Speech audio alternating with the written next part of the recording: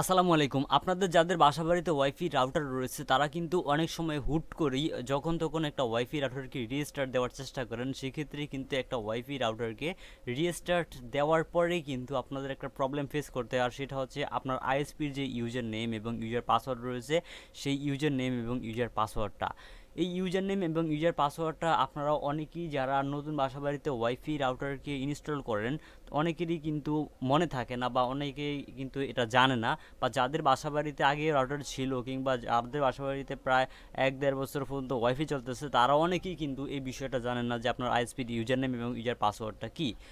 এটা কিন্তু ওয়াইফাই সংযোগ নেওয়ার পর আপনাদেরকে অবশ্যই জানতে হবে। আপনারা অনেকেই কিন্তু এই ইউজার নেম এবং ইউজার পাসওয়ার্ডটা না জেনে হুট করেই পাসওয়ার্ড চেঞ্জ করতে গিয়ে সমস্যা হওয়ার কারণে কিন্তু অনেকেই ওয়াইফাই রাউটারকে রিস্টার্ট দিয়ে ফেলেন।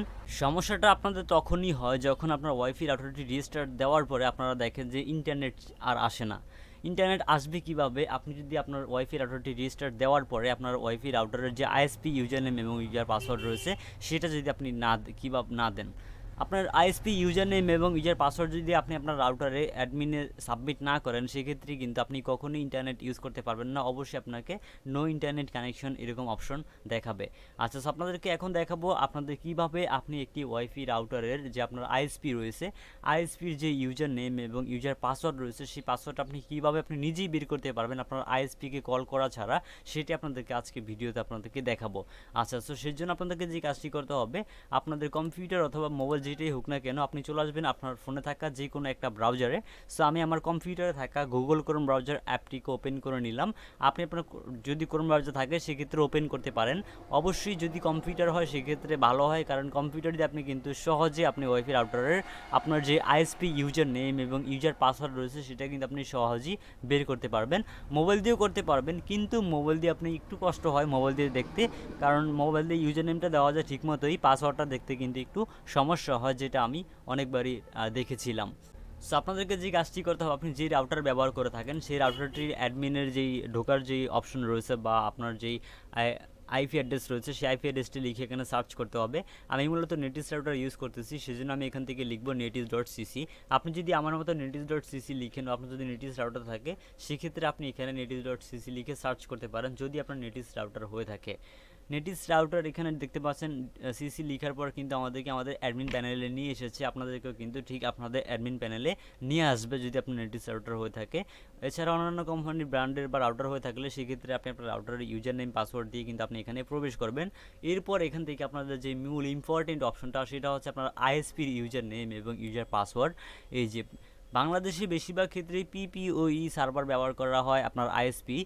সো সেই ক্ষেত্রে আপনারা এখান থেকে পিপি অপশনটা সিলেক্ট করা দেখতে পারবেন। এরপর এখানে দেখতে পাবেন একটি ইউজার নেম এবং একটি পাসওয়ার্ড দেখতে পাবেন। আপনারা এখানে যে ইউজার নেমটা দেখতে পাচ্ছেন এটা হচ্ছে আপনার আইএসপির ইউজার নেম এবং এই পাসওয়ার্ডটা দেখতে পাচ্ছেন এটাও কিন্তু আইএসপির পাসওয়ার্ড, অর্থাৎ যেটা আপনাকে আপনার আইএসপি থেকে আসা লাইনটা দেওয়ার জন্য তারা ব্যবহার করেছে আপনার ওয়াইফাই রাউটারের ভিতরে।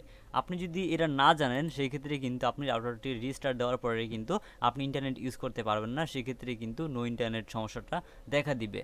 আচ্ছা, সো এখান থেকে আপনারা দেখতে পাচ্ছেন একটি ইউজার নেম রয়েছে। এখানে যে ইউজার নেমটি দেওয়া রয়েছে এই ইউজার নেমটি অবশ্যই আপনাকে মনে রাখতে হবে। পরবর্তী আপনি যখন ওয়াইফাই রাউটারটিকে রিস্টার্ট দিবেন তখন কিন্তু এটা কাজে লাগবে। তখন কিন্তু আপনি এটি দিয়ে সহজেই কিন্তু আপনার রাউটারটিকে কনফিগার করে ইন্টারনেট ইউজ করতে পারবেন কোনো রকম আইএসপিকে ফোন করা ছাড়া কিংবা আইএসপির সাথে কথা বলা ছাড়া।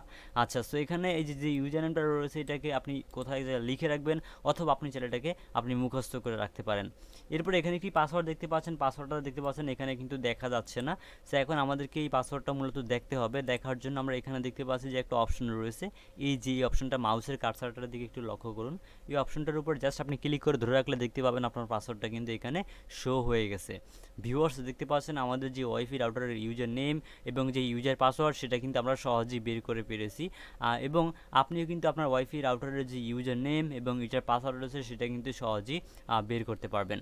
আর এই ইউজার নেম এবং ইউজার পাসওয়ার্ডটিকে বের করে কোথাও এক জায়গায় লিখে রাখবেন অথবা আপনি এটাকে মনে রাখবেন, কারণ পরবর্তীতে আপনি যখন ওয়াইফাই রাউটারকে রিস্টার্ট দিবেন তখন কিন্তু আপনার এই ইউজার নেম এবং ইউজার পাসওয়ার্ডটি দিয়ে কিন্তু আপনার রাউটারটিকে কনফিগার করে ইন্টারনেট ইউজ করতে হবে।